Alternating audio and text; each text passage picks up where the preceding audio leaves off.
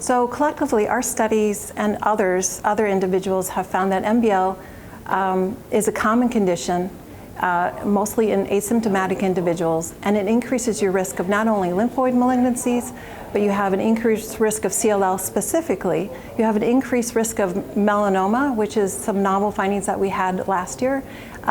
Individuals with MBL have a reduced vaccination response. And so collectively, MBL has a clinical condition that it's not just an aging phenomenon, and it should be taken more seriously. And so some of the next steps is to see if individuals with MBL also have an increased risk of non-hematological malignancies, or individuals with MBL, if you have one of a solid tumors, individuals with MBL, does it reduce your overall response to therapies, because it's an immune condition, and so we're thinking that it might impact outcomes for patients with cancers.